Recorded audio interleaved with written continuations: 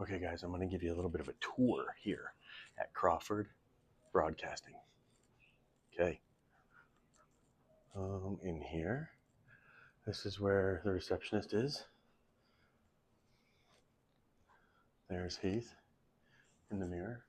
I'm waiting for Brock to come, but don't know if you got to talk to those guys. You wanted to talk to a couple of guys that have a really good show going on. I don't know what all this is, just cubicles. But they don't look manned.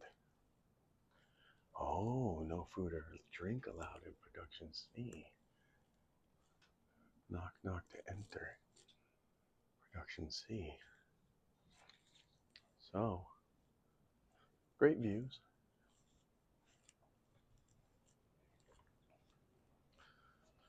This is pretty neat being on a radio show. We got like another year to go. If you wanna like sponsor us, give us some money, man, that would help immensely. There's people.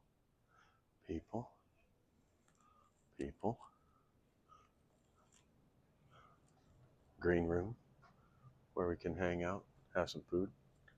I don't know what's down this hallway. Never been here before. Printer. Yeah, so pretty cool. I guess that'll do. That'll do, pig. That'll do. Let's see if we can run into Brock. It's pretty neat though, isn't it? Radio show. $300. Oh no, $300 a month? No, it's like $1,500 a month actually. Yeah, I think it's like $1,500 a month divided by 3 of us. 3, 6, 9, 10, 11, 12, 13, 14, 15. Yeah. So that's what it is. This place is about the Bible, which is really good. It's really good to be about the Word, about the Bible. It's better to read it than to just talk about it.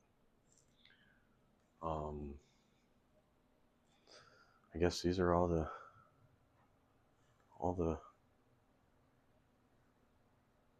people and companies and things and stuff, and yeah. What is that? What is that? Is that Hebrew? Bring them home now. Okay. Well, let's go have a seat. All right, maybe I'll give you guys a little bit of time with Heath. Just with Heath.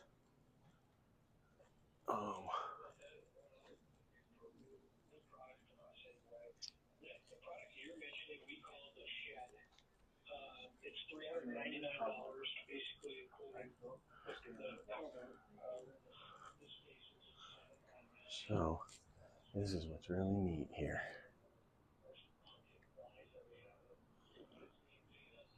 Sometimes it's just hurry up and wait.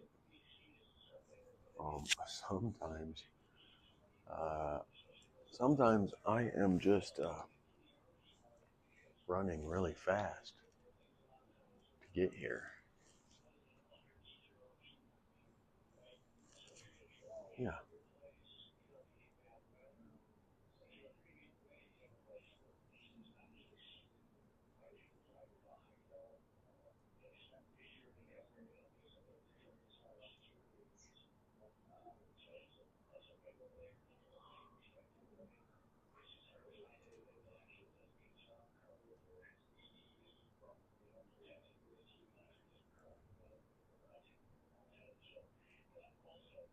Let's take a look at Brock's notes. Let's check his notes here.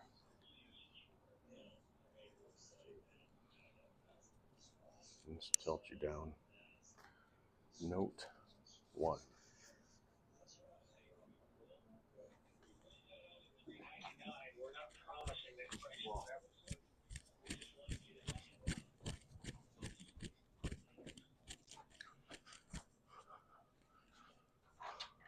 You didn't catch up with him. Yeah. No, you didn't. This 2K low. They're gonna You call didn't it. catch up to him. Yeah. They were all three there? The one guy was. The older gentleman. The old guy. He said that their head dude, like the Larry guy, Yeah. is gonna contact sometime this week. Yeah. He said, I was like, is radio really profitable? He said, dude, it's the best ever. He said, it's changed our lives. I was like, what do you mean? He said, we've been doing this for 20 years. Yeah. And he was like, we started off when we came here, we're all business owners, mechanics. We started off with one shop. He's like, guess how many shops we have today? 7. No, 48. He said they get so much business from the radio that they have to turn people down and send them to other shops. He said Napa is their sponsor, but Napa wanted them to go under the Napa name. They broke away from Napa, who still sponsors them. He was like, because our name, we want people to relate to us and not to Napa. Yeah. 48 shops. All right, let's go talk about this a little bit more. I'll get you coffee. Yeah, oh yeah. I'll be right there with my camera.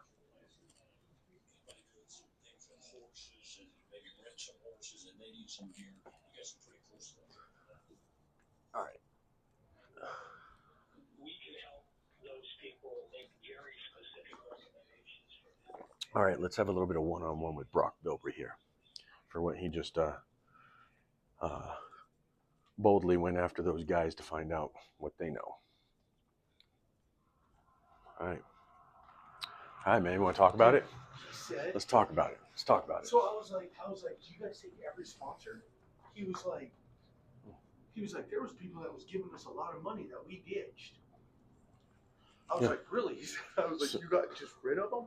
He was like, yeah, they didn't meet our values and our core beliefs, so we just got rid of them. Which tell me that isn't a abundance and opulent mindset of where you find that if you cannot be cohesive with your ideals, that you just say no to millions. Right.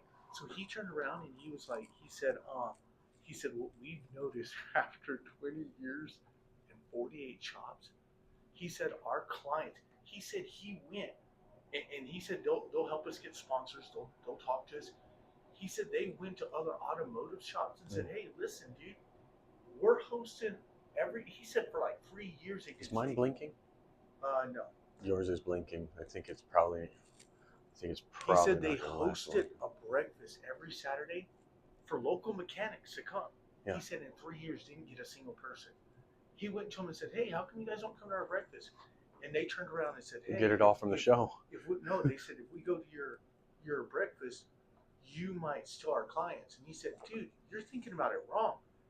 He said, in business, if you treat the customer right, like I told Brian, and they like the product we put out, they will never go anyplace else. They will pay the price that we tell them to pay. Yeah, this is Myron Golden's premium value offer. This is what he says: premium value offer.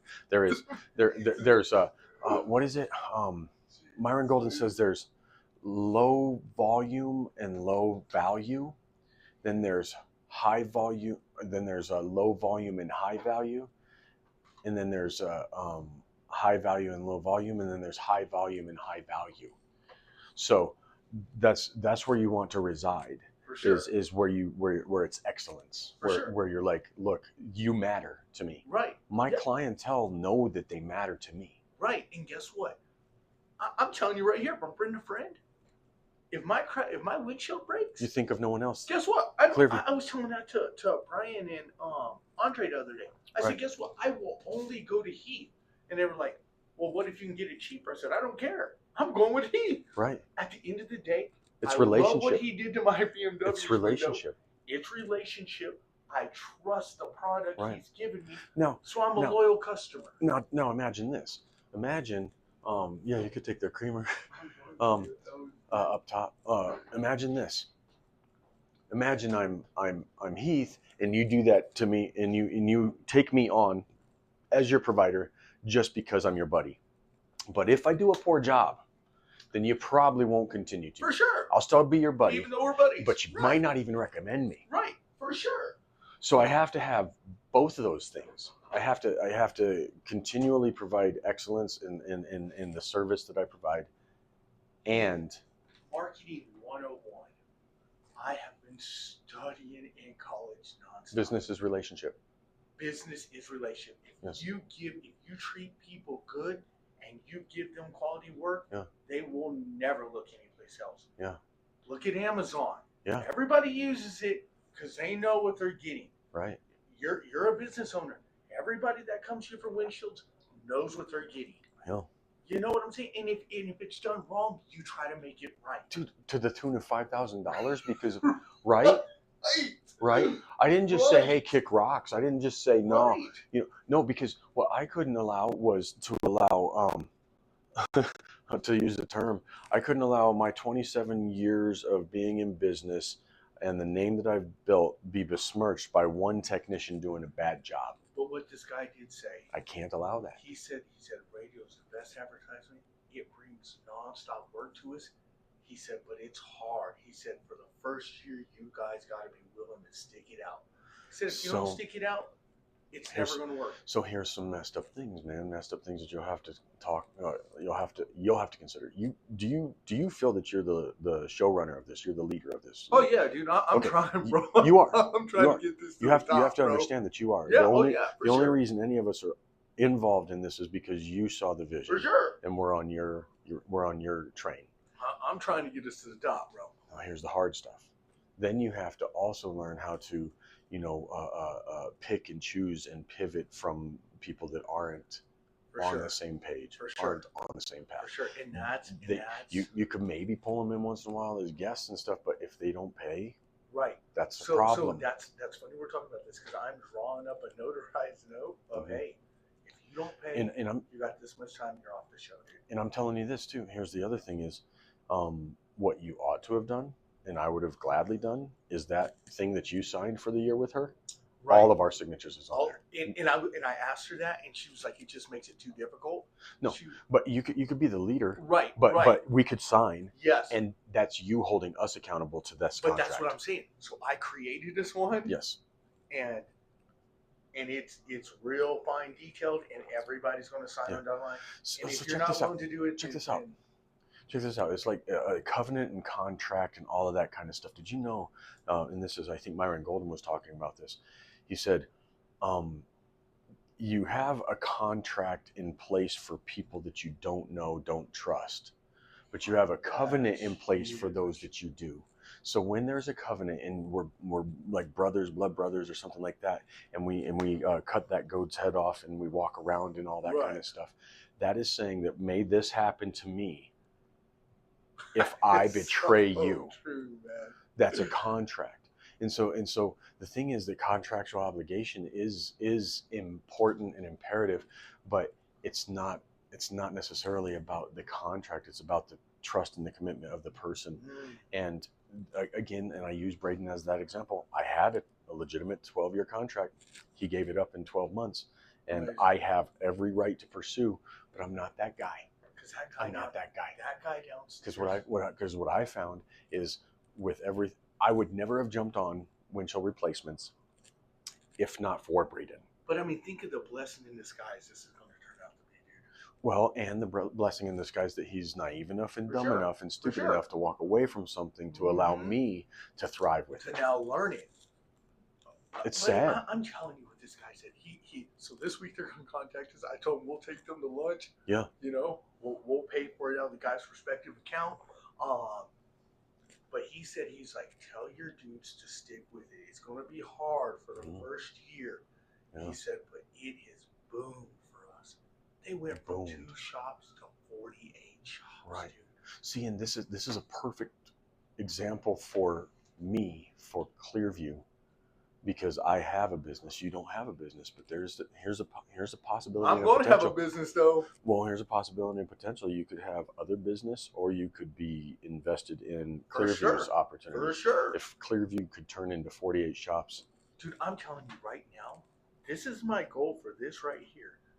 Is initially we get sponsors that pays for the show. The rest of the money coming in before we take anything off top goes into your business, Andre's business, and Areno's business, so that whatever expense you guys have, we're helping grow you guys' business. Dude, I see it. Yeah. If we get enough sponsors and enough followers, we're millionaires off this, dude. Yeah, I'm absolutely. not blind. I'm not dumb, dude. No, These yeah. guys are millionaires, dude. Right.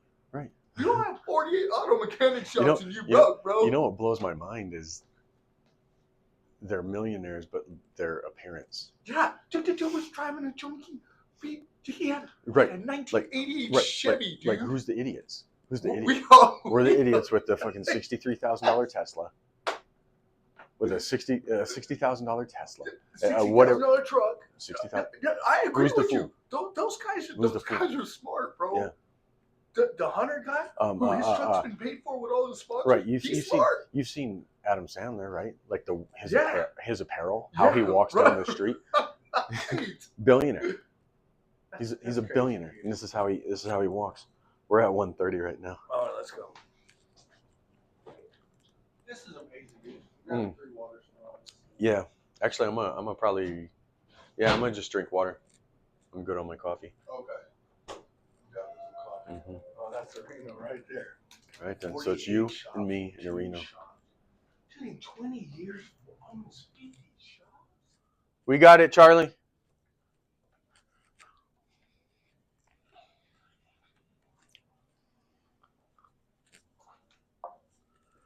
Areno, what up, man?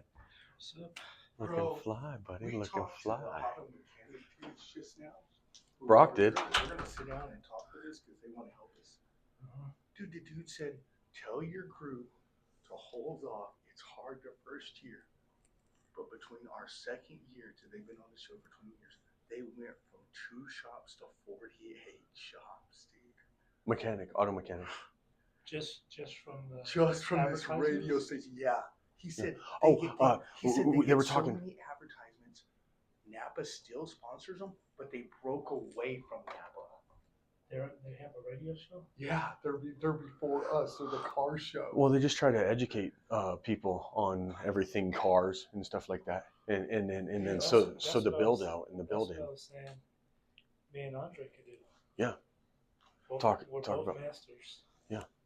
And we both have years in the field. So let's do that next week. Talk their business. We did Yeah. yours. Let's do theirs Yeah. next week. Yeah, we hadn't done that yet. Yeah. Yeah. But he told me to tell you guys because they're going to reach out to us this week. I was like, we'll take you guys to lunch. Us as get sponsors. He's like, we'll do all that for you. He said they get so many sponsors, they turn sponsors away.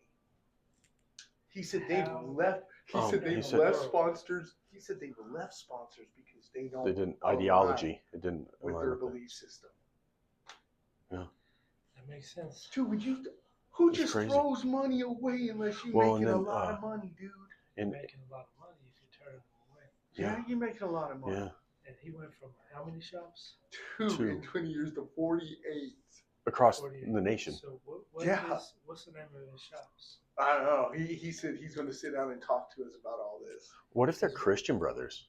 I was just about to say that. No. Those people are huge, dude. Check this out. I was in Texas. I was in Austin, Texas, and I needed. I seen them out there, My dude. air conditioner went out, so I pulled in. It was Leander, actually, next to Austin. So I pulled in. They looked at my vehicle. What made me mad was they told me I needed brakes. I do my own brakes. Yeah.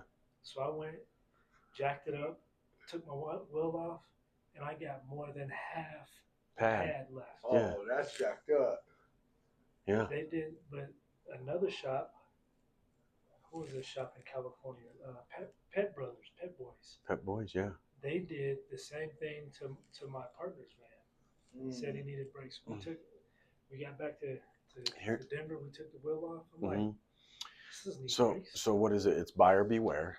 You know, we have to be knowledgeable. My people perish for lack of knowledge. So if we don't understand things, then we can be like duped, and How and many people just go with it. build off of that type of Oh, effort? See, sure. but that's the thing, man. Is I want to continue to maintain like integrity and honesty and everything, and not put you in a windshield if it's unnecessary. I need to watch I know. We can go through insurance. It looks like a spider web.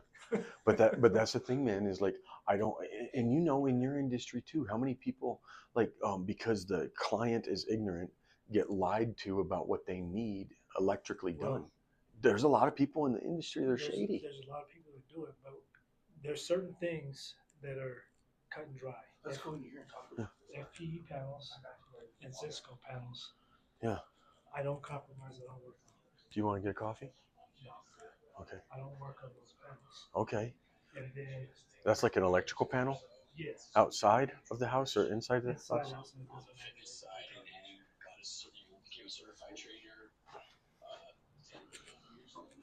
I was gonna sit here and look at this at the mountains if that's cool. Can I sit here? Sit wherever you Yeah, I want know. to I normally sat over there, and now I'm like, wait a second, this view. I So, love this view. and another thing I do is every service call is an opportunity for an upsell.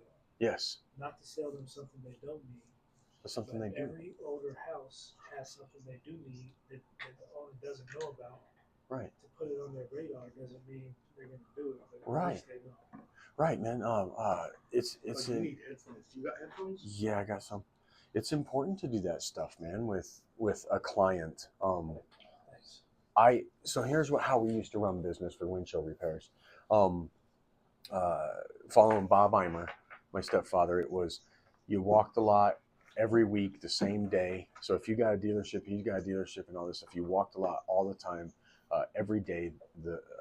Every week, Monday I come to you. Every week Tuesday I come to him, and I would always have like 5 vehicles only, right? The problem with that is that whether there was the work or wasn't the work, you kind of find the work. You know what I mean? Like not a real chip, it's a surface chip, and things like that, because they were so accustomed to the without fail 5 windshields. But what I learned in my application is it's not.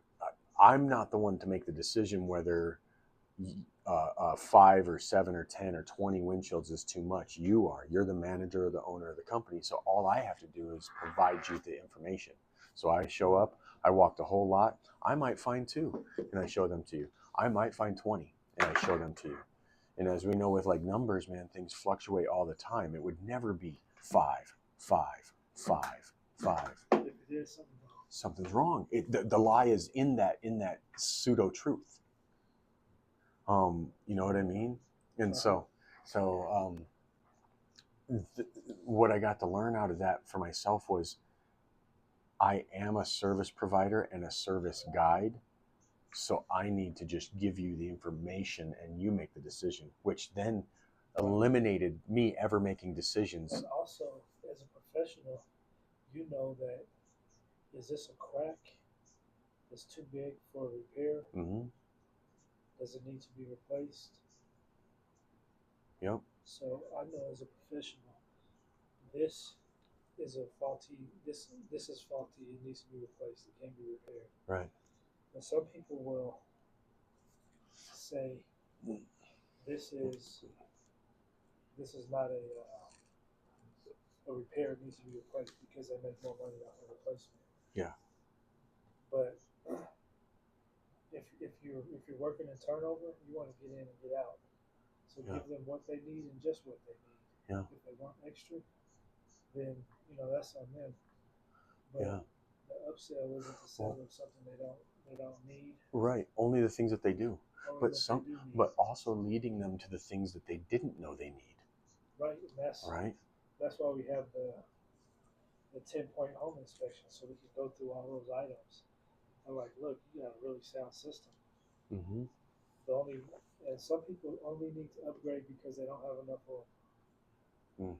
Nothing's wrong. They just want more space, more Dude, breaker space. before I knew you, we got on this because remember I'm doing the remodel of the house. Yeah, I think So was Andre doing some work on it? I had Andre come out, and then he gave me a quote of what it was going to be, and then it's the same problem that Brock has said about Andre. I think was he's charging too little. Therefore, We talked about that. so if he's charging too little, yeah, a price point determines your client, right? If you charge too little, guess what client you're getting? You're getting the complainer, the problem, the issue, the balk about. But if you charge market rate and what you're worth, then it almost gives the client confidence in you because of your price point. Right. And so If and it's so too and so high, you're just yeah. I mean, Yeah. it- And so Andre had come out to my house, man, and he walked it and he gave me a quote, and I think it was something like 10 grand, which was all fine and well, but I had to end up cobbling together every aspect of the house that needed to be repaired, from foundation to framing to drywall to electric to plumbing to Sorry, I was over HVAC. there talking with this microphone. Can it pick everything up? Oh, it'll pick it all up, man. And it's just showing on here. I don't know. Oh. So real fast. Sometimes I give people a price because I want to give them a deal, Yes. not not because they need it, but because I feel led to, or I just want to give them a deal. But I'll explain it. I'll explain it like, this. Well, is, build it into your invoice. This It should is- be, this is legit, and this is what I'm giving you as a blessing, what I'm taking off. Yeah, well, I normally talk to them before I even show it to them. Like this would be the normal price, Yes. and this is what I'm willing to do for you. Oh, Whether they need it or not. Like some people need it, and it's like I'm not working with them. You just got to figure it out. Yeah. Right. But if I feel it just depends on the. I've learned, like, I now make it known the value of something that I'm providing to somebody, whether I charge them for it or not, because I want them to understand what it is that I'm Fully understand. giving them. Yes. Well, the problem is that I've had in the past with not disclosing the discount that I'm giving them. Yes. It's never good enough. Right. Then they complain about that price, and they want to. Takers always take. They want to negotiate my price, and it's already at the lowest point. And I'm like, I'm already giving you a deal. This is what it would have been. Yeah. But yeah, you're right. If you put it in the invoice or in the quote, and you show it. Yeah. So I guess see it plain. Andre is in, where's he at? Wyoming? Ogallala? Yeah, I think he's. That's Nebraska. No. He's in Wyoming. Wyoming. He had to take his wife up there somewhere. Oh, And okay. Brian, I don't know what's up with Brian. Brian said his mama. Oh yeah, his mom's Yeah.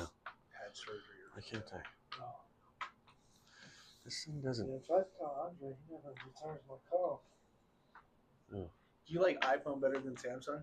I like iPhone. You got iPhone, or where you got? Yeah, the reason why I like iPhone is because the apps are singular, Oh, gotcha. where the apps for Android are, multiple different devices that they have to build from. Right.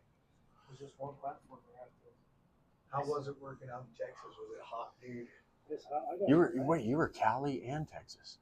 Yeah, I gotta go back to Austin Really? after the 4th. That weekend, I Oh. have to go back. Really? It's really irritating too.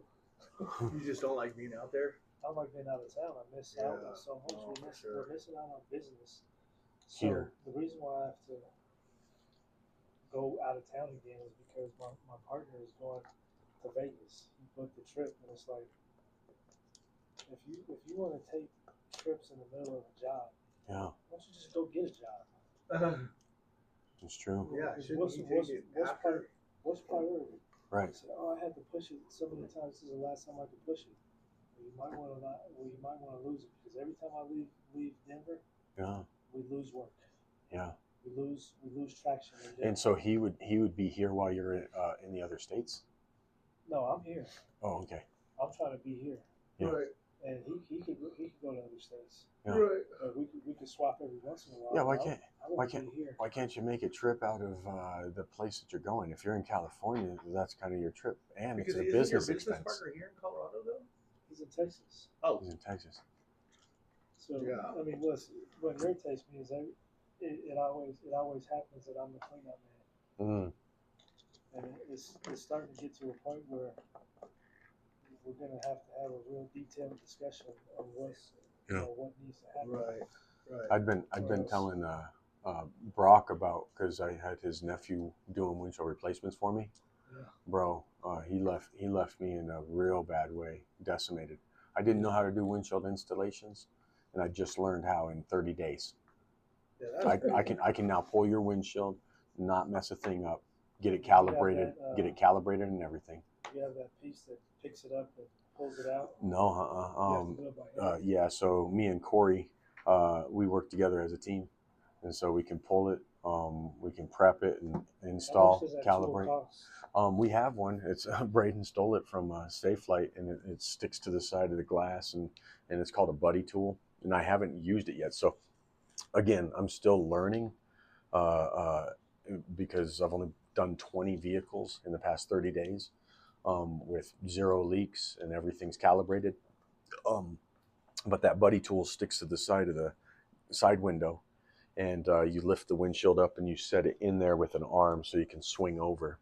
So you can do it with one person. Yes, as one person. Yeah, and save your back. Now people, even if you watch videos and stuff, you'll see that people just kind of pick the windshield up and they can set it themselves.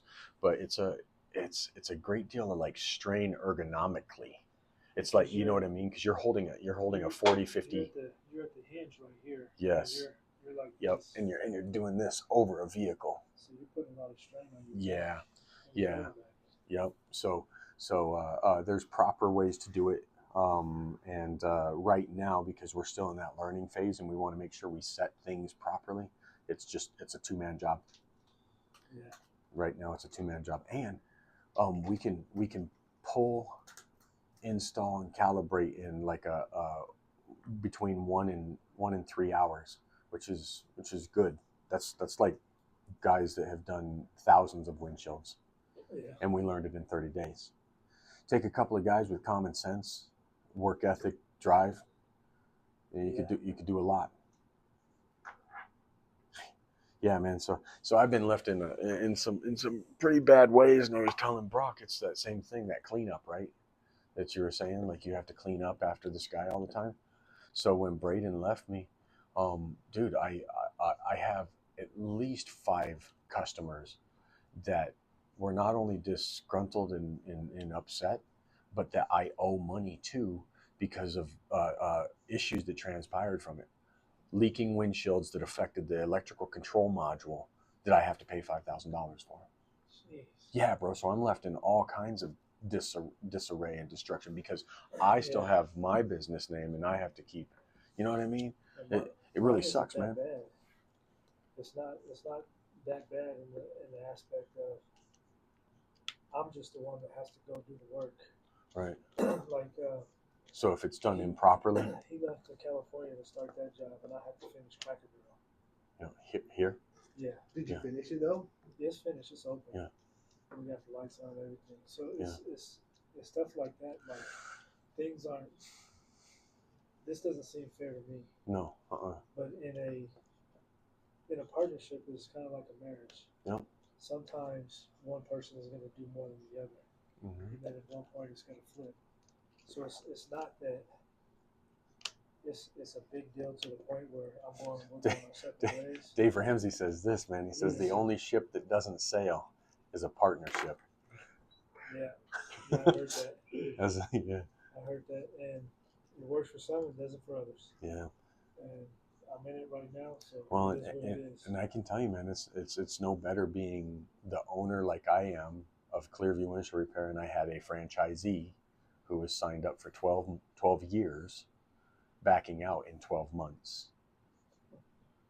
So that left me in a real bad way, and I wasn't even a partner. And what do you do? What do? You take people to court over this stuff? No. You just dissolve, separate, and regroup, and do it yourself, and find the right guy. When I got scammed, it completely, like, I still don't have credit. Really? Because of the scam. I'm rebuilding. What was your scam? What scam? I thought I was in business for 2 years. I thought I had a business in California doing home care. Yeah. Home care for elderly type thing? Yeah. Yeah. Kind of like that, veterans. Yeah.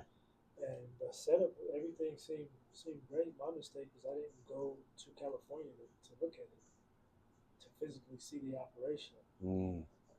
And when I sold my house,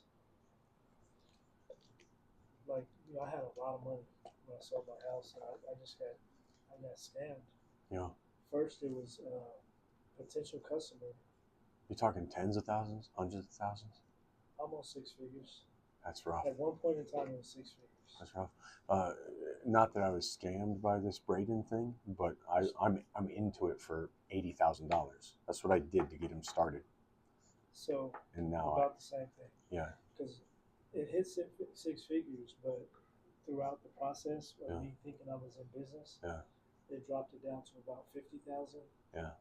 So I probably still owe about 40,000. that's rough, man. You'll get out of it. It seems like a slow process, but you'll climb out of it. It's slow. Yeah. I'm 52 years old. I ain't got time for slow. No. I need to get back into a house. Yeah. So I can start, Well, when we start finding those holes in the bucket are when we're the owner of a company and we're having to do the grunt. We're having to do like, well, there's, you know what I mean? There's something that Pastor Tate is doing What's that? that I want to learn about. It's business structure. Yeah. Structuring your business properly for taxes. Yeah. Not just having an LLC. Yeah. And you're the owner of LLC. Shit, It's a full corporate veil. I'm still. I mean, I think I have the right idea for this for us. I think this should be it should be a 501c3 church nonprofit organization. This thing right here, guy's perspective. That's what I You think. wouldn't have to pay taxes on it. That's what I think. Is it a ministry? I think it has. I think it has the trajectory of a ministry. And it also, you could also structure it right, or it's a trust. Like right now, right now it's an LLC. Right, absolutely. So I'm willing to switch it over if that's what you guys want to do. We have to learn it first. Yeah. We have to learn the structure first.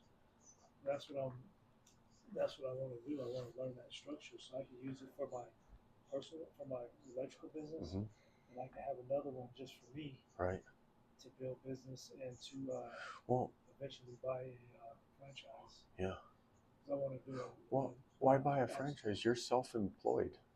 I want to do an absentee owner franchise. Absentee owner. What? And then what's that mean? That means you don't deal with the day-to-day operations. Of what franchise would you buy? Like Doesn't matter. hypothetically, like is it Subway or a car wash? It could be a car wash. It could be a laundromat. Laundry. Okay.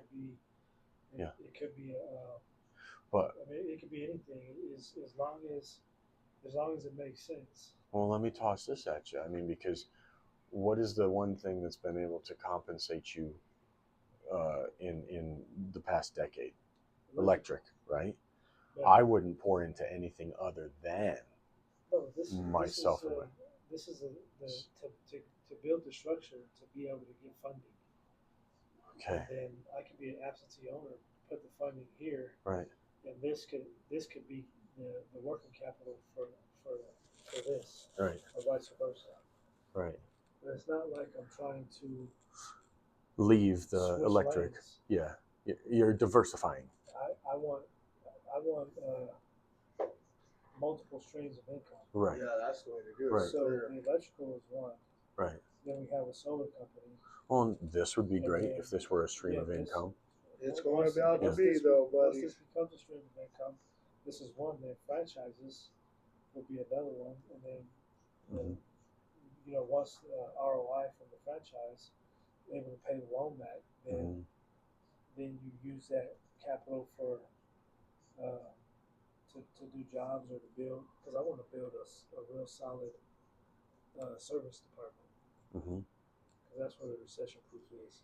Yeah. But then to get into houses, I used to buy and sell cars. Yeah. And that was fun. So to be able to I flip wanna do- houses or Yeah. rentals and stuff like that. Yeah. Well, real fix and estate. hold, fix and flip. Yeah, real estate is good. What was it? The founder that show is about like McDonald's and stuff. It's not. McDonald's isn't in the business of burgers. They're in the business of real estate, and so they own that plot of land in which they in which they. They used to. Yeah. In fact, like The like- thing that he did was he wanted their name. Yeah. So he took the name and made it a real estate company. Mm. So just the name is separated. Is separated from him. So then he owns all the land Yeah. that all the McDonald's are built on. Yep. Brilliant. Ray Kroc. Yeah. Yeah. Very, very brilliant. He was. Well, little think about that. We were talking about those guys, right? They went from two stores to 48 stores. That's Um, unreal. dude. Tell me that the what's it calls that they have aren't of value. He said sometime The- this the- week he's the- going to get in touch with us. And The real estate that they have for each one oh, of for those. sure. They don't They're lease. millionaires just off of that. They don't lease. Just off the I'm real gonna. estate alone. Any more waters, guys? No, I'm good. No. Thanks, Yeah. Judy. Any more One coffee? Is this? That's More for water? you. Oh, this is for me. I Yeah. got. Oh, you got two? Okay. It just I'll be right back. it's amazing to me these guys.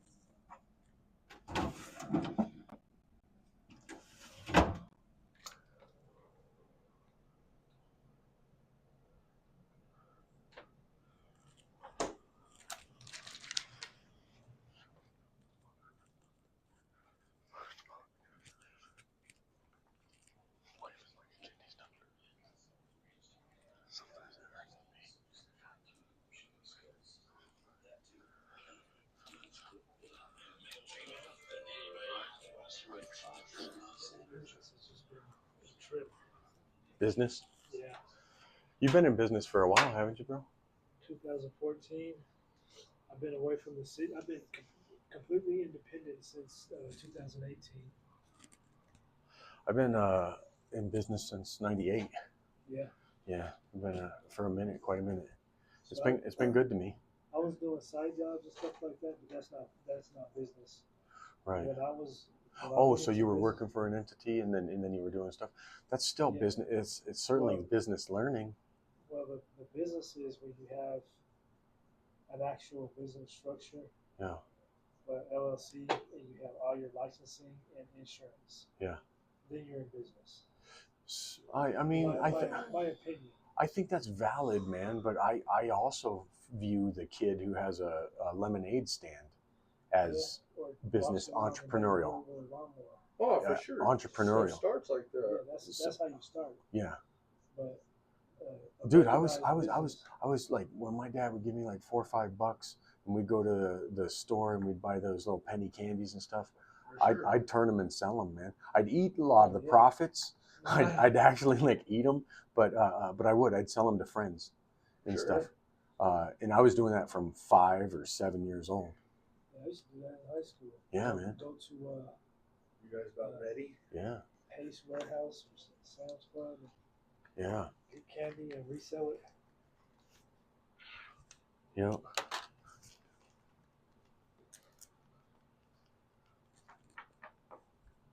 Call you the Candy Man. Candy Man, tell him the truth. So we're gonna get into it, huh? Money. It's about money Money. today, Yeah, which we're is talking which is money. business. We're already on that. We're already Yeah, on. you guys are business owners. Yeah, Yeah. we're already talking about it. You Right guys now. are already talking money. Yep.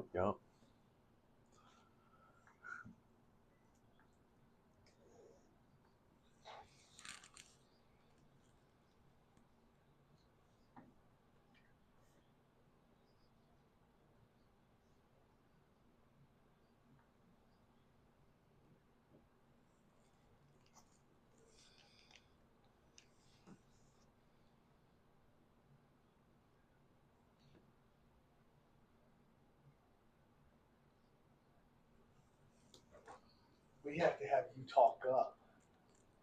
You just gotta talk loud. What's that? What? We have to have a Reno talk up. Oh, speak louder. Yeah. Yeah. That was one of the things everybody who listens to us says. They're like, the one guy can't even hear him. Will Can you do. hear us? Sweet. Reno, stay close. Make love to the microphone.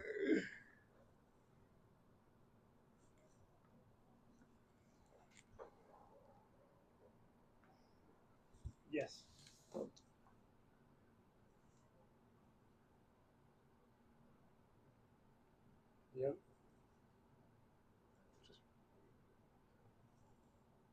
Oh, okay.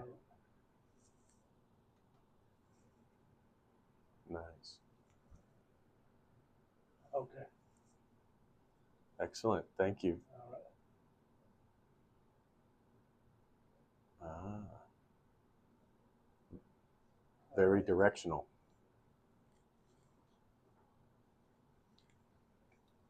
Look.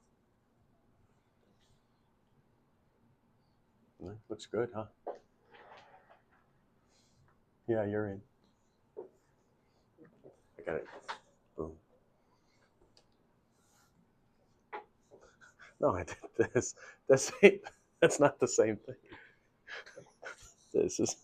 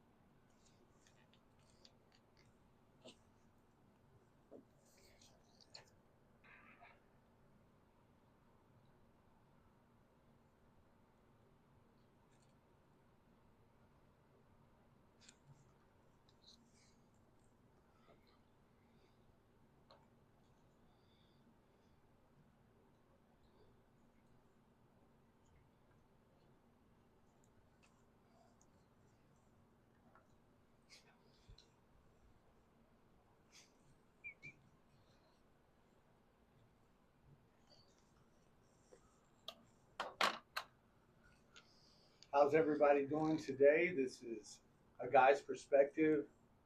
We're every Saturday from 2 to 3, and you can reach out and talk to the boys or the guys at 303-477-5600. Again, that's 303-477-5600. For all the men that are out there, I think we've got a good show for y'all today. We're going to talk about what Money? every guy likes to hear. That word, there's something, it resonates with you when you say, just the word money rolls Money. off your tongue. Like it sounds Try good. it, Arena. Yeah. Yeah, try it. Money. It just sounds good, man. Money. I mean, it's the perfect color too. The dollar bill looks good, man.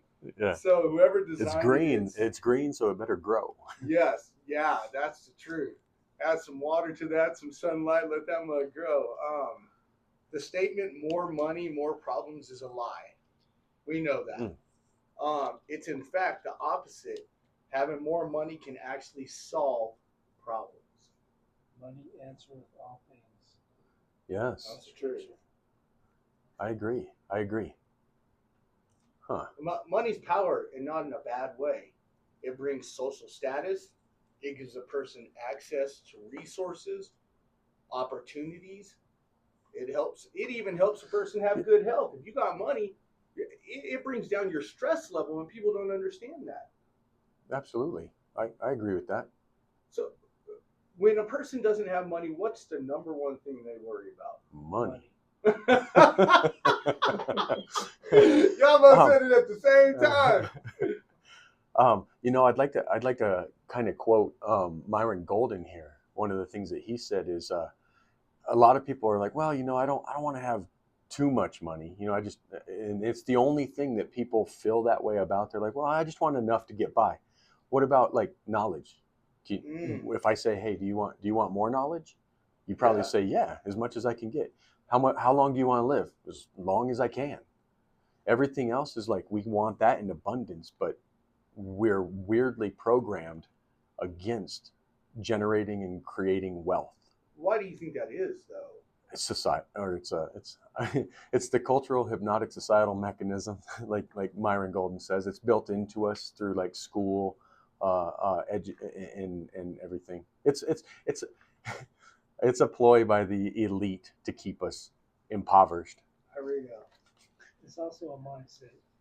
Yeah. And that's huge. So there's a book called Think and Grow Rich. There's a book called Think and Grow Rich. Yes. So Kiyosaki. no, that's No. No. Think and Grow Rich is by Napoleon Hill. Yeah. Oh, Napoleon. Thank you, Charlie. Charlie was on top of it. He got it. So, it's purpose to change your mindset. So, I think they should teach financial literacy in schools. Oh, and Well, why won't they? From elementary all the way through high school and college. You can't get financial literacy in that aspect without doing it yourself. Right. It's either instituted by it should be instituted by mother and father in the household or the nucleus. They should have already gone through enough life to experience how to handle money well, and then impart that to the children. So, And if it's not, then it's a generational curse that needs to be broken. I've had to break mine at 40 years old. Right. I learned things at 40 and 50 that if I knew when I was 20, could have changed my mindset. But if you don't have the right Right. mindset when you're learning it, you're not going to retain it. do you think you can obtain wealth, real wealth, if you don't have the mindset for it? I don't Ooh. think so. Because the wrong mindset, you're just going to blow it. Wow. But like Yeah. the Bible says, like it has wings and it takes flight. I don't know Yeah. that scripture exactly. It's like a fool with money. That's the truth. Yeah. That is so with that being said, if you don't have the mindset to obtain wealth, why aren't parents teaching their kids They to don't- have that mindset? They themselves don't know. They might not have the mindset. They themselves don't know. Yeah. And when I was younger, I didn't have that mindset. Gotcha. No. There's a lot of things I didn't know. Like if you start out and you're working at 20, you could dictate your retirement. Oh, you can. So let's say you're 20 years old to 50-year-old. What do you think a person who has a money mindset? What do you think their bank account should look like? Because how Well, much first- money do you think went through your fingers? Oh, Let's go well, around I table. can- How I much, can- how much well, money do okay, you think yeah, went through your fingers? Well, just the 27 years of doing windshield repairs at 100,000 a year, easy. What's that? 2.7 mil. There you go. 2.7 mil. Me, same with me. Yep. Same with you. If not a little Right. more, give or take. If not more. So Yeah. so when we look at the big scope of Cumulatively. things, Yeah, Right. cumulatively over the years, yes, we've generated a lot and lost a lot. And like you said, money, it grows wings and it will leave. So you have to budget. You have to have a handle on your money, have financial literacy, in order to grow it. Anything that has you need to give attention to it. It definitely needs attention. that's right. Because there's so many people that when it comes to money, they put their head in the sand. Easy Like, come, easy go. Yeah. Thank God it's Friday. Oh God, it's Monday. That's Dave Ramsey. Tell me the worst feeling isn't living paycheck to paycheck. Oh my God. That's Ooh. beyond the worst feeling. And anybody who Yeah. says it's not is That's a bad one. It's bad. And I don't think, at least in my opinion, I don't think God ever created us to not have an abundance of wealth. So you said living paycheck to paycheck. As a business owners, we don't get regular paychecks. So if a client doesn't pay or they decide to pay late, I think that's a worse feeling than That's you good you brought know, that up. What do you you- guys do when a client doesn't pay? Well, like Well, just to kind of give you what I did when I got on a budget, and right now I'm currently off a budget. I don't have a budget going. But when we got on a budget, what I did was from a business standpoint, because you couldn't really tell how much money you were making. It's peaks and valleys, highs and lows. Sometimes you get money and then you got expenses. but I made sure that I got on a budget for my company. So if I knew that the past 6 months I was paying myself $5,200, well, guess what? Heath gets $5,200, regardless of highs or lows. That's really good. Yeah. So I had to budget myself for that. Now I could give myself bonus and such, but it all starts with a budget. You have to know how much you've got and how much you're spending. Income and outgo. So basically, you pay yourself first before anything else Yeah. is a part of your budget. Yeah. But as a business, as Areno knows, the tax advantage of business is that you expense things that otherwise would be constituted as personal. Auto payment, cell phone, internet, food, Again, clothes. if anybody wants to call in and talk money to the guys in business, it's 303-477-5600. Money plays such a big role in our personal lives and in society, because if you don't have enough money in the bank account, you can't take little Johnny down to the store and buy a big wheel. It's not going to happen. You know what I'm saying? Remember them big wheels with that handle, and you True get that. you get going, spin it out, and you pull that handle. That break out the back. So it's money's not a bad thing, and that's what we're trying to say. And society doesn't teach people about money because it's almost like they want you to live in debt or fear of it. Yeah. There's a common phrase: the money's the root of all evil. But it's that's a false phrase. It's the love of money is the root of all evil. Yeah, and I think that leans more toward the greed when it's more important for you to get over on someone or make money that like your intentionality is wrong. It's about the heart. Bad ethics. Yes. So how does one like we're talking to men today? You guys we're men. You're business owners. I work for an oil and gas company. How do you tell a man if his mindset is to go after money to provide for his family? How does he know if he's doing too much? Because some people want that nest egg. I mean, some people say time is more important. Well, I believe having money brings time. Money does bring time, I think. Yeah. So how does somebody know if they're investing too much into their business or working too late? I mean, y'all are business owners. Won't you have to work around the clock? There's times that you have to put more time into it for the business so you can have time later. That's good. That is really, really good. Explain that. So you might have late nights, but you're building something. So, when you're building something, it's piece by piece, bit by bit. Wow. And once it's built, then you can step away. So once you have a team, then you can step away and let your team operate. Oh my God. Yeah. That's business ethics 101, isn't it? Yeah. Yeah, to build until you get to where you need to be. That way people, because money brings time. Once you got enough people working for you, you're on the golf course, they're working for you. Well, and here's the reason why, and to quote Myron Golden again, it's money is spiritual. And there's spiritual levels that we get to attain. So by being a manager, it's a higher spiritual application, and you make more money for it, but you're overseeing people. And then when you're a business owner and you empower and employ others, then that's a whole new level of money management. Gotcha. What do you think is the most stressful thing about owning a business and having to balance your books? What's the most, for people that are wondering? Again, you can call us at 303-477-5600. We're talking money, and we're asking the guys the question: what's the most stressful part about handling your money as a company? I thought you said owning a business. Yeah, owning a business. Employees.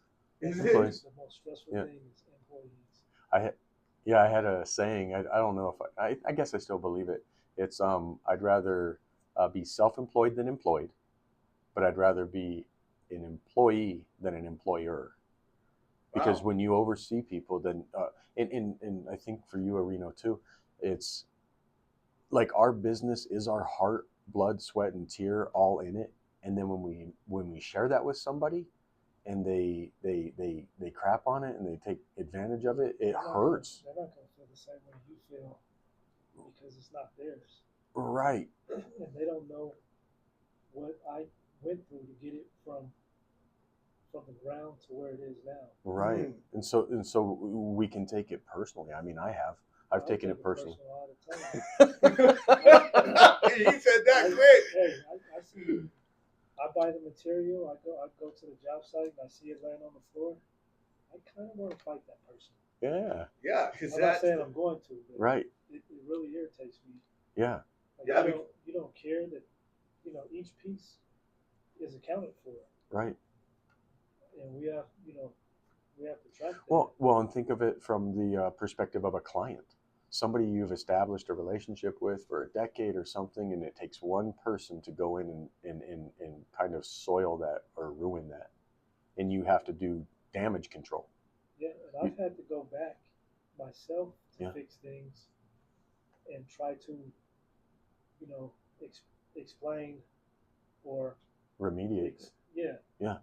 So damage control to keep the client because Yeah, but but it was a faulty install. the funny thing that happens there, though, and people might understand this if you own a business, is as an owner, we're perpetually trying to rise up and out of those positions and have people handle our customers and client base like their own, like we would. But when they mess up, then we have to drop back down to that level of going there ourselves.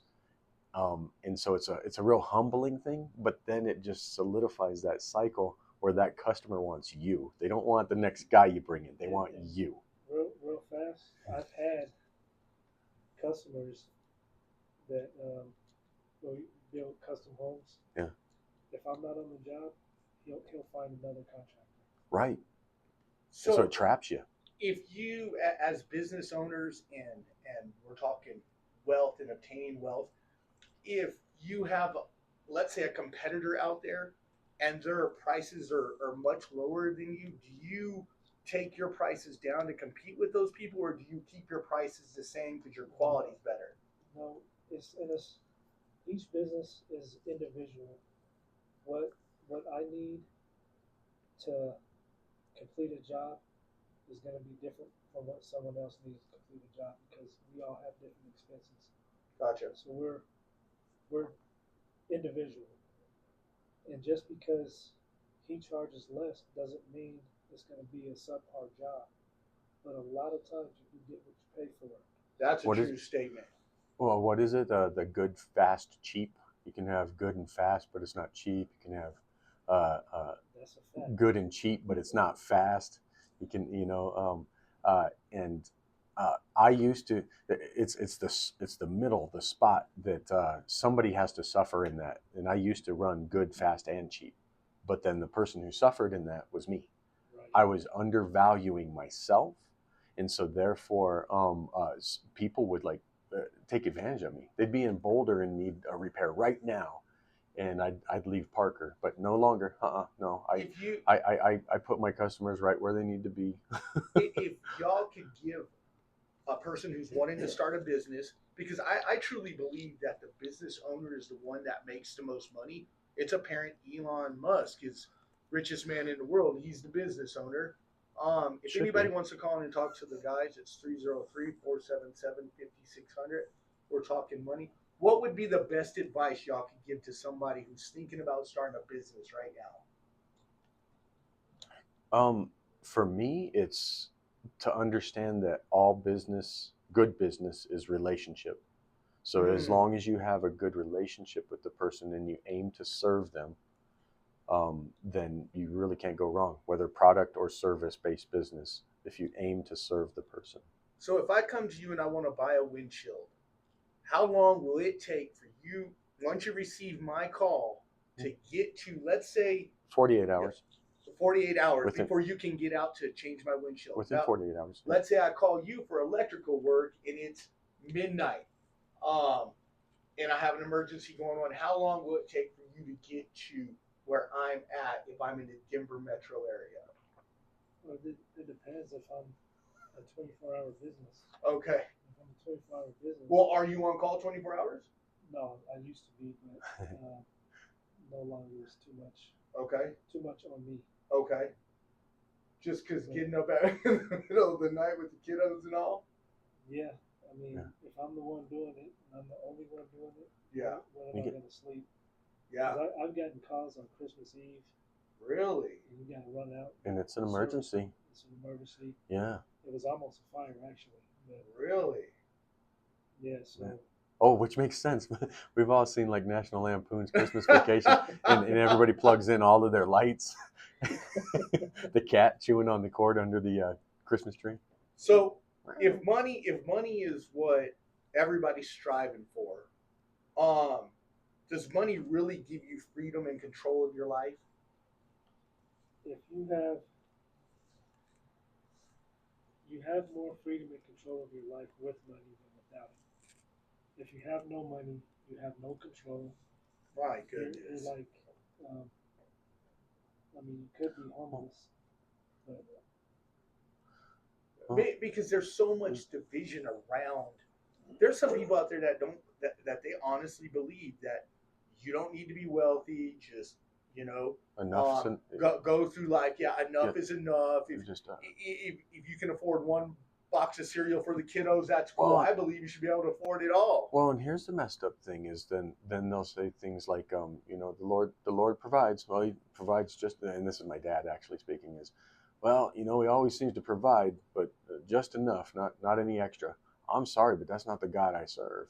Wow. I'm that is sorry, the but that's truth. not the God I serve. I serve one of abundance and opulence and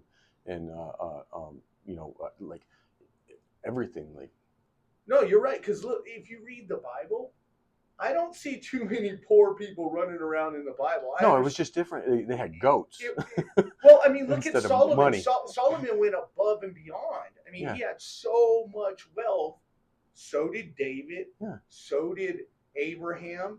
So did Adam and Eve. Yeah. So did all these people. Yeah, because with Solomon, man, if it costs, I don't know, say it costs $100,000 a year for one wife, and he had 1,000 concubines and all, dude was wealthy. I mean, he was wealthy. Let's be wealthy, real. wealthy in wisdom, wealthy in money and finance, and then that empowered a lot of people, employed a lot of people. Because it's funny you said wisdom, because wealth, if you don't have wisdom, but you obtain wisdom and you attain wealth, you're pretty smart at that point, because I don't think idiots just stumble across $1 million unless you happen to win the lottery. Well, just as quickly as they stumble across it, they stumble to lose it.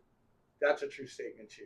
yeah, you said the lottery. How many lottery people who won the lottery are now worse off than they were before they won it? Because they 100%. don't know how to manage money. They don't have the mindset of money. Yeah, in Reno, you're absolutely right. Because what happens, Brock, is that when the person comes into wealth easy like that, all of the riches, they level up their lifestyle to meet that, and then when it dwindles and goes away, now they're in like greater debt than they were before, because lifestyle had changed. That's funny. I had read a story. This was probably a year ago about a lady winning like one of the biggest lotteries of all time, and in this story, she ended up. I'll just fast forward to the end so I don't take up time. At the end, she won something like $400 million after taxes. She went out and bought family members mansions and cars. Yep. Well, guess what? All that stuff got taken away. She blew through that money, and at the end of the day, they still had to pay property taxes on those homes that they couldn't afford. Nobody could afford it. Hey, Nick Cage did that same thing, man, buying castles and all that kind of stuff. Nicolas Cage. It doesn't make, if you don't have the mindset to money, it'll just leave you. Yeah. It's crazy. Money provides security, but money is also information. If you've got money to invest in, like you guys' company, then you can afford the right people to market your business. They give you the right information. That way you can grow your business, because information really is money. The more information you got, the smarter you are, the more money you're going to obtain. And I'm not saying a college. I'd like to say this one Okay. thing. Here's one thing. Look at how we've grown just in our us three sitting here, and anybody's listening out there, when you were 16, you were making what, $100 or $200 a week. Oh, I want to tell You know him. what I mean? And then you get all the way up to here, and you're making more and more and more, because we should increase as our knowledge and wisdom and information increase. Well, let me tell you about the poorest time ever, and you helped me out. For listeners, we're 303-477-5600, and I'll tell this story again on the other side. I've been in college the last 10 years, and I've been working for an oil company, but I was really bad at budgeting money. Yeah. And so one of the guys' perspectives here, I showed up on campus I had a BMW. I showed up on campus with a BMW, and they put a boot on my car. Who drives a BMW and has no money in their savings account? Probably That's pretty bad. So I turn around and I come out of class and I'm like, oh, there's a boot on my car. This is jacked up. I'm like, I look at my bank account, it's zeros everywhere. I'm telling you people, I'm not even the same person. This was probably, how long ago? Maybe 10? 10. Yeah, 10. Yeah, about 10 years ago. 10 years ago, yeah. So I call up one of the guys' perspective before we wore the guys' perspective, and I was like, hey, man, I need $600 or $500 for this boot off my car. And this guy was like, this is a good learning opportunity about money. And I was like, oh, yeah?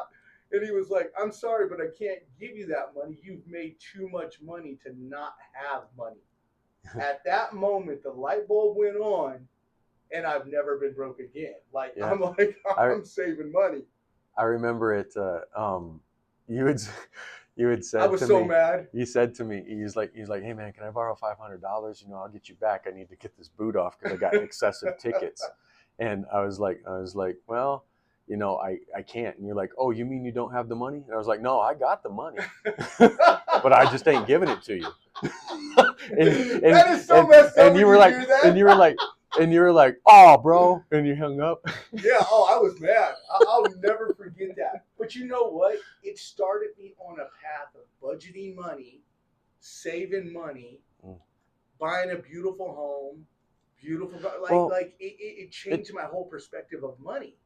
Sometimes tough love works, man. Tough love does work. I want to say something because, I was on the Dave Ramsey train and I still love Dave Ramsey. I think for anybody out there that wants to level up, they can learn to budget, live below their means, do the debt snowball, and all of the things that Dave Ramsey teaches, which is great.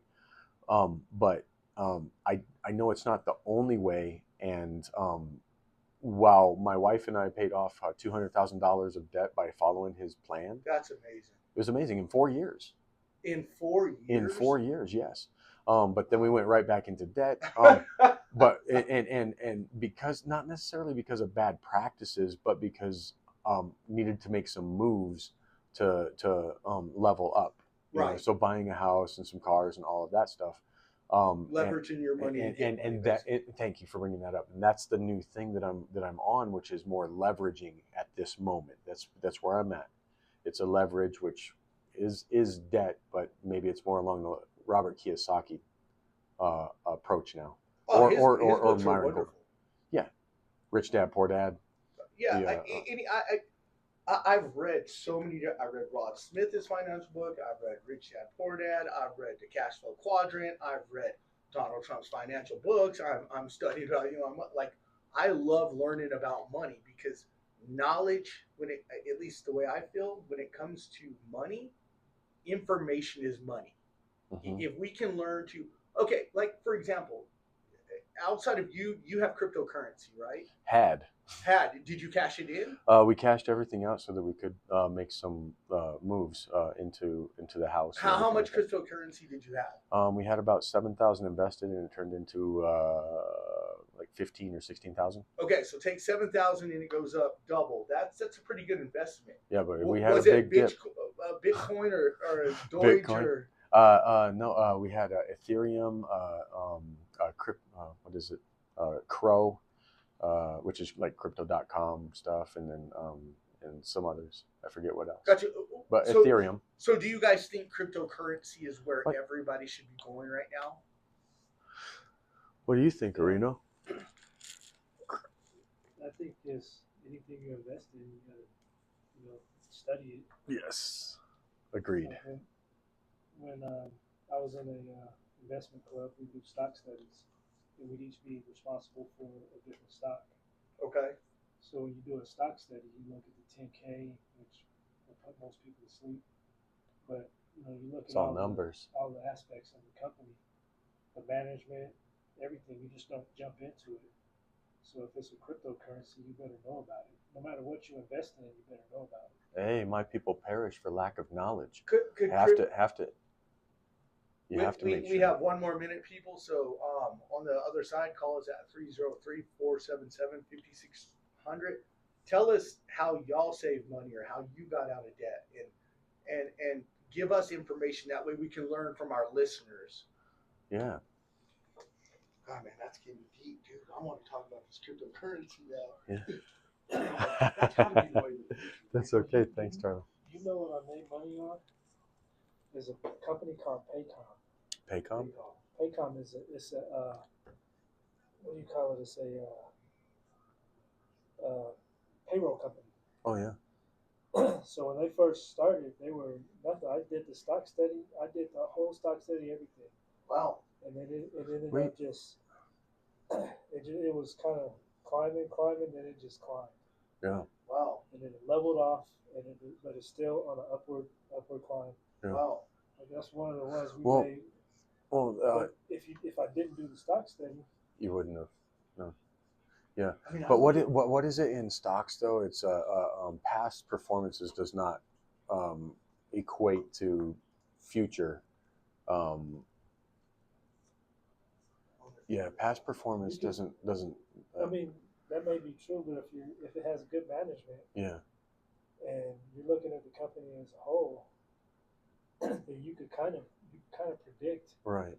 that this is going to be a good one. It might be someone a company that's already leveled up, Yeah. already plateaued, and it's just on an upward climb. So it's right there with the market, like a 7% climb.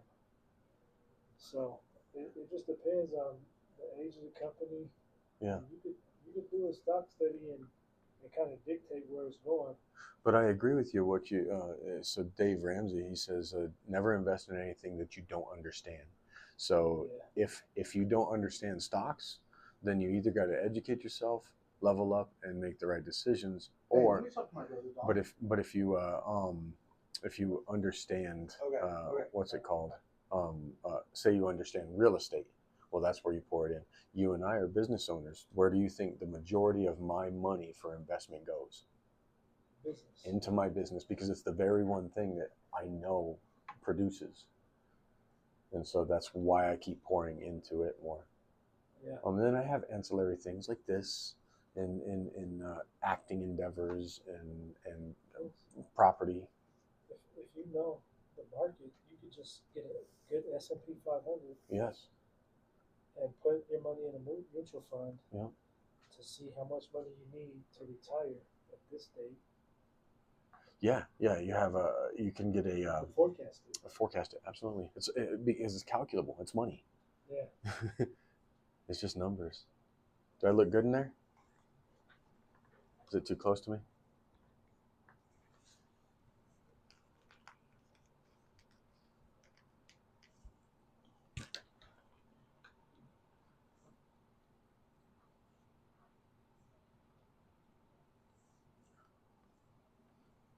Hello, everybody. This is the Guy's Perspective at 303-477-5600.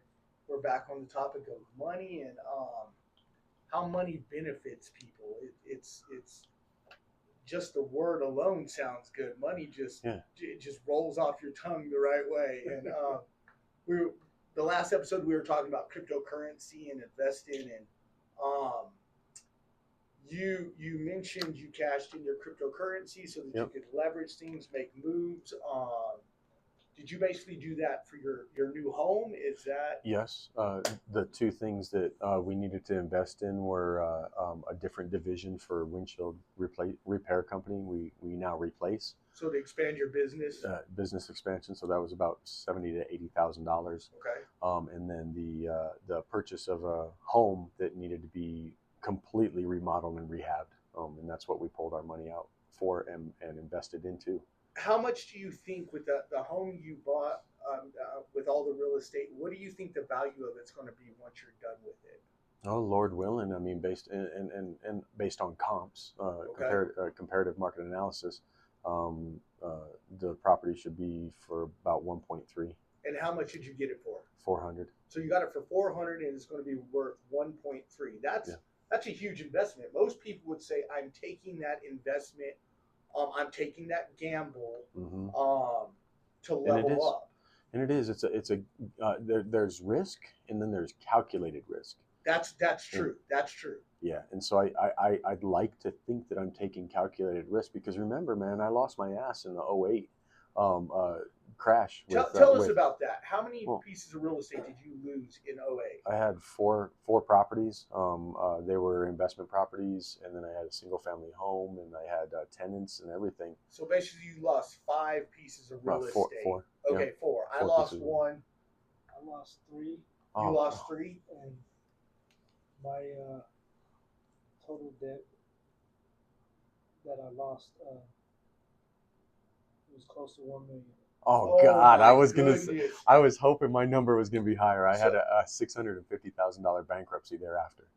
So you look at it. Reno wins. We take risk and we leverage. Yes. We've learned from it because we were young when we lost the things we lost. Yes. Nowadays we know what we're doing. Yeah. And if anybody wants to call in and talk money and stocks, it's 303-477-5600. We encourage you to call in and talk to you guys. We don't know everything, so we're learning. Yeah, y'all know more than us. Please give us a call at 303-477-5600 and teach us. What are those things, Brock? It's no risk, no reward. So you have to risk. I mean, people risk on a relationship. People risk on driving a car. People risk on. I mean, how many risks do we take in our life? Eating some Chinese food that's a day late. I mean, I just did. I had some Korean food the other day, and I was working, so I had some food, and then I didn't eat all of it. I left it in the car and worked another 4 or 5 hours, and I'm riding home and I eat it. I paid the price, but it's amazing how money. It's amazing how money can shift obligations to time. If you have money or wealth, you can now dictate what your time and your day is going to look like. You buy back your time. That's what we want to do. Yes, you want to buy back your time. If time's the most valuable thing you have on the planet, and everybody's like, "Oh, there's not enough time." We ought to. If you've got an abundance of money, you now have all the time. Yeah, you want to buy it back. Yeah. When you're driving down the street in the middle of the day, the Mercedes in front of you is just going so slow. You have nowhere to be with an abundance of money. Yeah, no, you're right. Hey. You're right. Remember Rod? Okay, so Rod Smith used to he had The business. Yeah, the coffee thing, Right. and he used to tell us all the time that money is equivalent to time. Wait a second, y'all hung out with Rod Smith? Yeah, he's a good dude. he was more. Our pastor knows him a lot better than us. Man. But he was a cool dude. In his business, his whole concept. At the time, I couldn't understand it, Areno. His whole thing is money is translated into time. If you want more time, you make more money. I understand it now. Yeah. But at the time, I didn't. Yeah, you got to buy back your time. That's such a true thing. But when you don't have a money mindset, you don't understand that. You don't understand the concept of money equals time or time equals money. It's lost to us. Yeah. Yeah. It's during the COVID time. Me and my brother invested in some stocks, just simple like penny stocks. I'll never forget this, and it was kind of cheap, generic stocks. We didn't think anything about it. We both threw like $200 at it or whatever. This is during COVID time. This thing grew from like $300 to a few $1,000s. Nice. Yeah, it was insane. And he comes to me and he's like, "Hey man, what do you think we should do with this?" And I'm like, let it ride. Let that stuff ride. Let it ride. Let's see what happens. Obviously, it crashed. We lost everything. But the point is in But- my mind, at least, I'm like, You don't. what's $100 or $200 if the investment's going to be so great? Yeah, if you would have studied that stuff, That's would've the known- truth. You would have known the when to trends. pull out. Yes. Know the Look at trends. The trends, Yeah. and when it rose, you could have pulled it out, let it go down, and repurchase. That's Or- that's funny. invest You in guys say something else. trends. Like, is there in the housing market? Can you Yes. follow the trend in the housing market? Yes. Like, I think I'm Yeah. not 100% on this, but the housing market is one that, like, it's average. I don't know if it's like 10 or 15% increase all the time. Now, certainly you have peaks and valleys, right? Highs and lows, but its average over time is like 10% or better, well, another thing, it's which Because- outperforms. because Yeah. refinancing your house, like a cash out, it can be really good for your bank account. Like, when should a person refinance? Well, yeah. If you refinance to pull that money out so that you can have like a vacation. No. I'm not foolish, talking to vacation. foolish. Foolish. But if you That's pull that foolish. money out and you remodel a That's right. kitchen or something of that nature, or invest in another opportunity, You're just transferring that investment or putting the investment back into the house. yeah. But I wouldn't play with the mortgage. No. Yeah, Yeah, I wouldn't yeah. play with it. But if you Yeah. need to take that, like you said, to make a leverage Yeah. that's going to benefit your business, I think by all means I would do it. Yeah. I think. Some people pull out money from their house to start a business, and it's just a risk. Right. The business could flop, and they could lose what they invested, and the business could go, sky high. What's the worst money investment a person can make? Well, there's so many. Like, what's the first one off the top of your head? A bad woman. Oh, that I no. I was thinking wife. I was Oh. thinking wife, man. Good call. You get the wrong woman, you're gonna struggle. Right. Oh my, that's biblical right there, man. Yeah, you Yeah. turn around and because divorce is expensive, man. He's right. Well, I'll second you with that. Not just a wife, but a partner, business partner, or something like that. So if you make a bad choice, then that will complicate your financial state. You said wife, you say bad business partner. I say vehicles. Oh, that You one. Yeah, know, they drop like that. I just don't understand Yeah, they how drop you like a drive your stone. truck off the lot and then the next day it lost $5,000 in value. Mhm. Now, I don't understand that. Here's the thing, though, man. Like, I mean, I know a lot of people talk about vehicles and how it drops like a stone in value. But when I buy a vehicle, Heath doesn't buy the vehicle. Clearview buys the vehicle. So I get the vehicle that I want because I spend 7-10 hours a day in my vehicle. So my vehicle actually makes me money. So then and I might just be massaging my mind or to justify my purchase, but it makes me money. I in a year I've already had 35,000 miles put on my vehicle. 1 year. Mm. 1 year. How much money have you made off that stuff? 170. Oh, well, then that's a good investment. Right. I think another bad investment is somebody who doesn't invest in their health. Or Because themselves. if you can't get up and do the work because your body's messed up, how do you make money? See, and that's the buying the time too, man. Is because when you have money, are you going to eat better? Are you going to? You should at least you have the means to make the choice. You might not make the choice. I learned a lot from when my wife was getting sick. She almost died. So she changed her eating habits, which changed my eating habits. And from her learning it, I've learned a lot about your intake, your food intake. Yeah. What So you should stay away from. You're a clean eater. You eat clean. Yeah, for the most part. Yeah. So why is it that in America, like, they want to dump all kind of bad stuff into it? Because let's be real, you go to the store. Money. Yeah, money. but I money. mean, no, seriously. You go to the store with groceries, and it always seems like the sorry stuff is a lot cheaper than the good stuff. But if you go to other countries, they don't have health food stores. Really?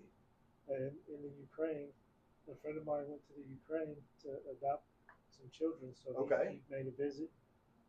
he was looking for milk. Okay. They didn't keep it they didn't keep it refrigerated because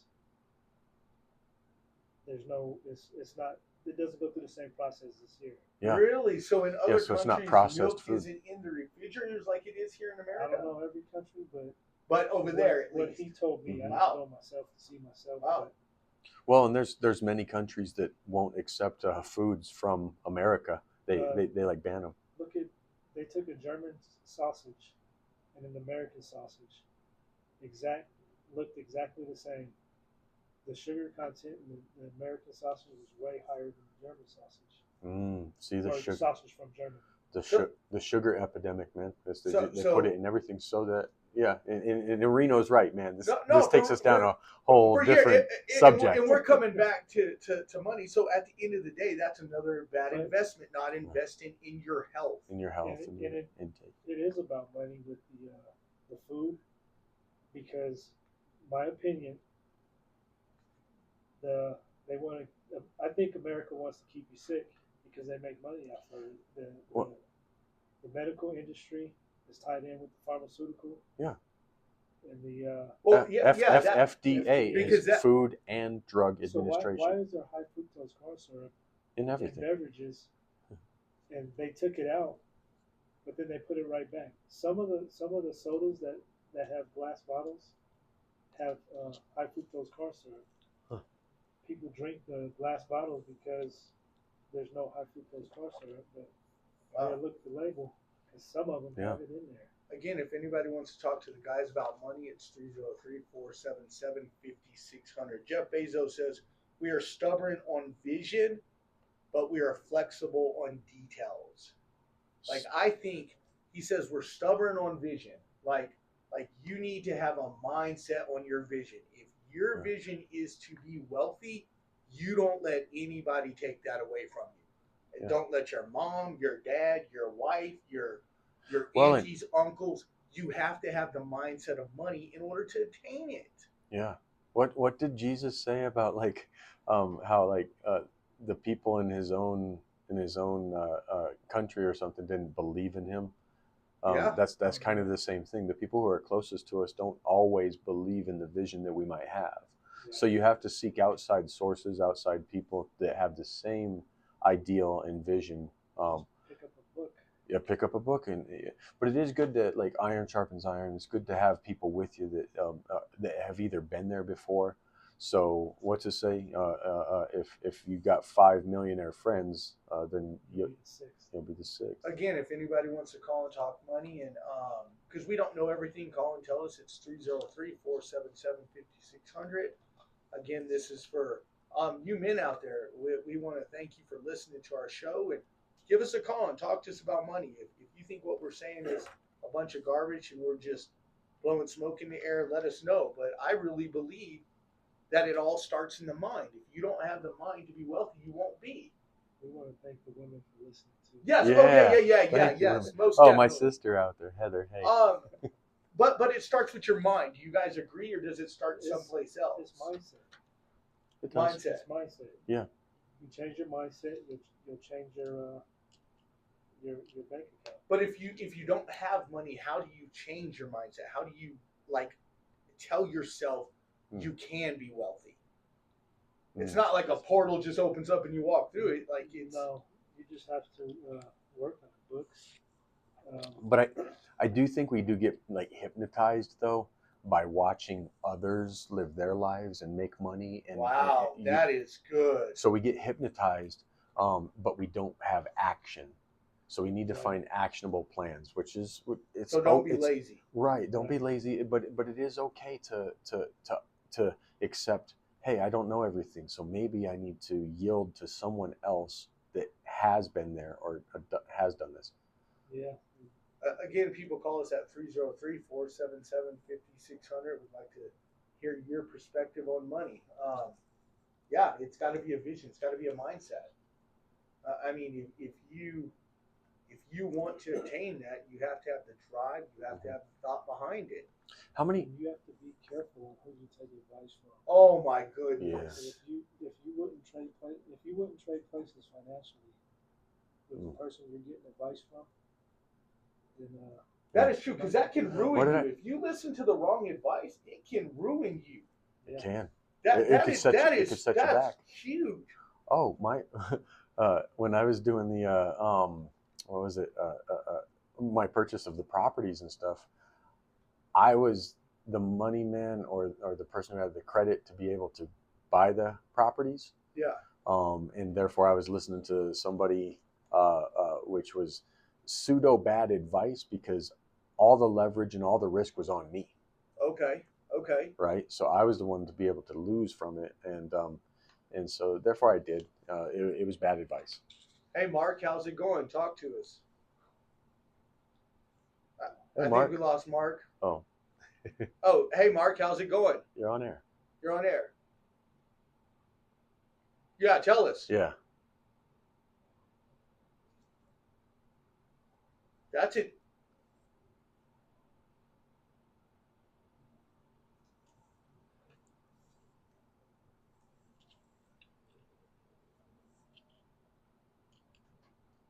Okay. Yeah. I agree with him.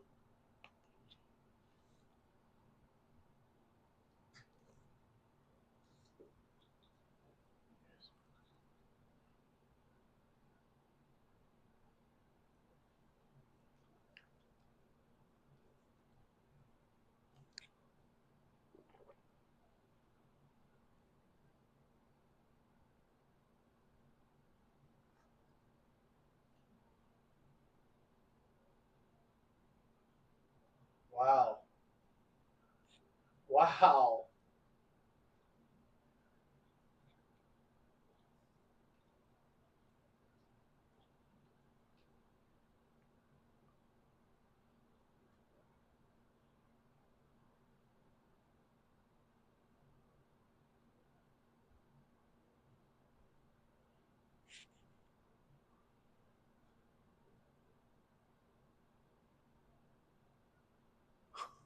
Oh my God.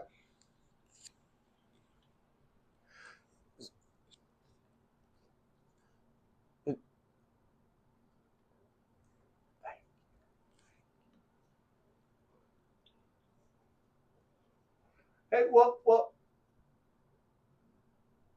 Mark, can we ask you a question? How about you come into our show one day and talk with us boys? Drop this knowledge on us. Yeah, I mean, we're all.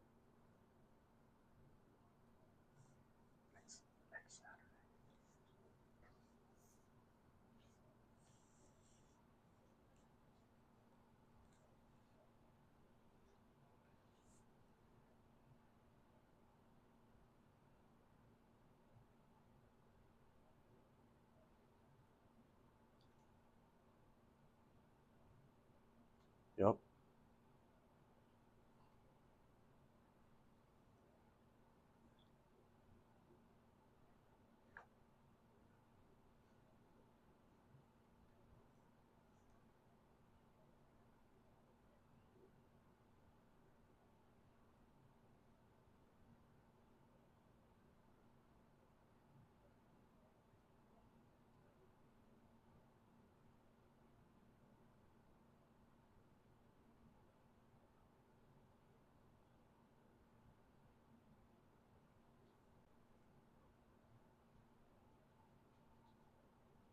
Mark, we're gonna have Charlie grab your number, man, so we could reach out to you and have you in on the show, maybe Yes. even next Saturday when our show is on. Yeah, please come on in and talk with everybody. Because we're empty vessels, man, and we want to learn, we want to level up, and we want to be able to be charitable and give back and help others.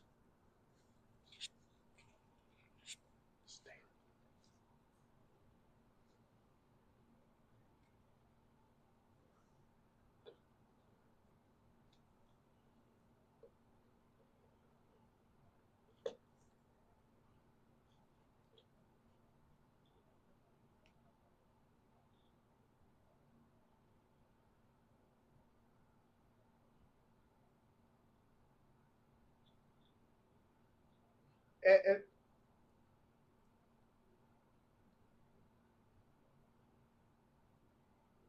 Mark, Stay on the line right now, and he's going to get your information. That way, we can reach out to you and bring you into the show, man, if you don't mind. Thank you. Thank you, Mark. Thank you. So just hang Wow, on. man. I mean, that was amazing. You heard how much his company has done. I mean, when you start talking millions and billions of dollars, Right. You've reached the pinnacle. You're a of what- force. You become Yes. you become a force, man. Yes. And not you know, I've had this wrestle with some people concerning like capitalism. And yes, there can be wicked and evil, greedy people.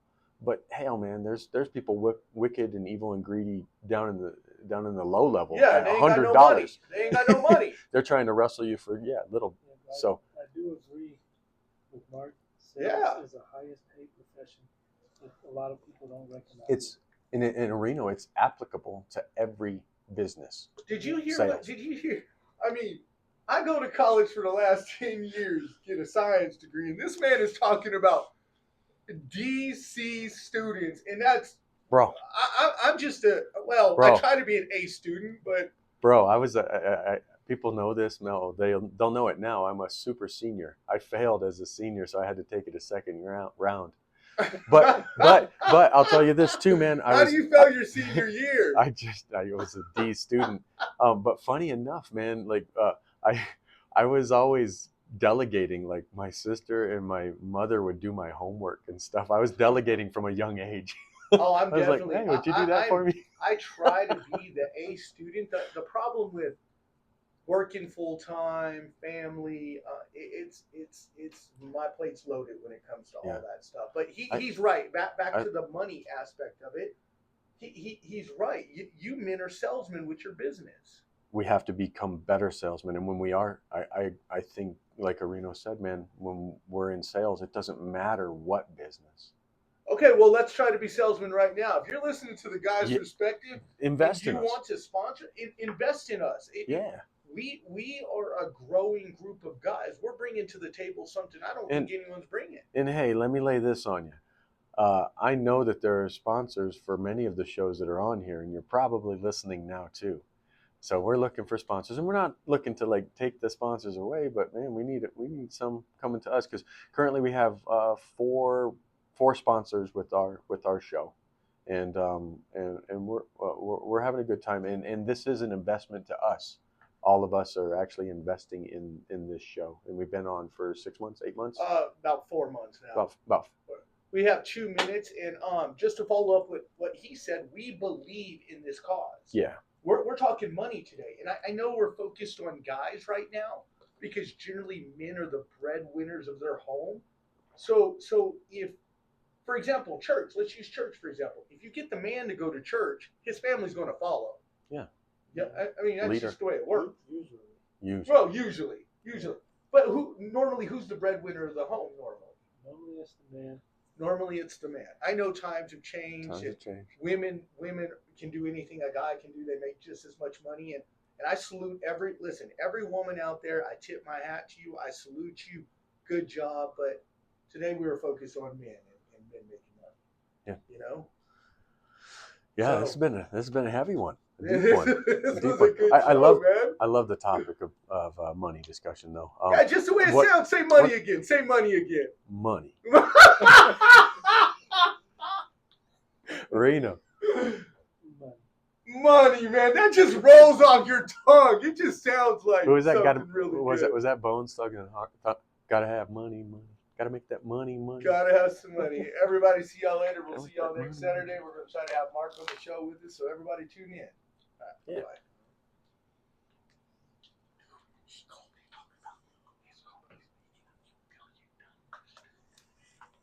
You gotta learn some stuff from this guy. We're about to learn from Mark. It'll be nice to have Mark on the show. That was legit, dude. Yeah, buddies. All right, guys. These